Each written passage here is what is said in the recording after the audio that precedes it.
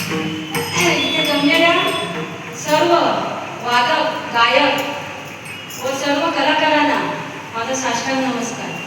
अवधूत चिंतन असे गुरुदेव दत्त श्री स्वामी समर्थ चरणी वंदन करून सुप्रसिद्ध उत्कृष्ट पखवाजवादक, महाराष्ट्र पुरस्कार सन्मानित असणारे, सदैव हसत चेहरा, गोड व्यक्तिमत्व असणारे, सदैव भजनाची आवड असणारे, सर्वांच्या मदतीला धावून जाणारे असे आपले सर्वांचे लाडके उत्कृष्ट पखवाजवादक कुमार अप्पा केशव गावडे माऊलींना वाढदिवसाचे मंगलमय हार्दिक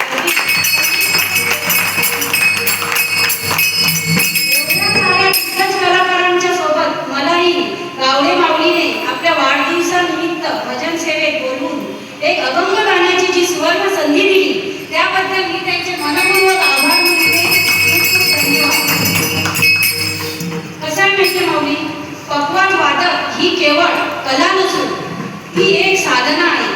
त्या साधनेत स्वतःला पूर्णपणे झोकून देत आपण आपल्या कष्टाने, जिद्दीने आणि अथक प्रयत्नाने पखवाज क्षेत्रात एक वेगळी ओळख निर्माण केली आहे।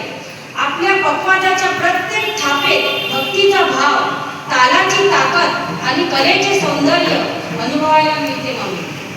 थाप तर सर्वच मारतात माऊली, पण एक पखवाजावरची थाप जी देवाला नाचायला भाग पाडते, जी थाप जीवनात साक्षात परमेश्वराला डोलायला लागते, अशी ही पखवाजाची थाप देवाला आवडते अशी आपली सेवा आहे माऊली।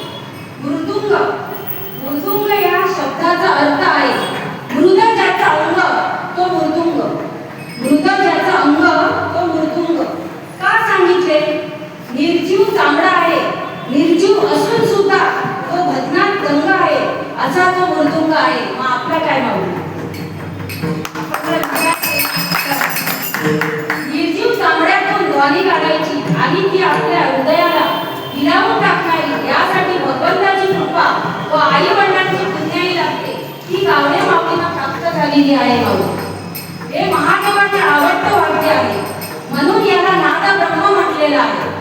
गोड नाद ब्रह्माची सेवा गावडे माऊलीकडून होत आहे, म्हणूनच म्हटलेलं आहे साहित्याने, नाद ब्रह्म, स्वर ब्रह्म आणि शब्द ब्रह्म एकत्र आले की मग भजनात परब्रह्म आल्याशिवाय राहत नाही।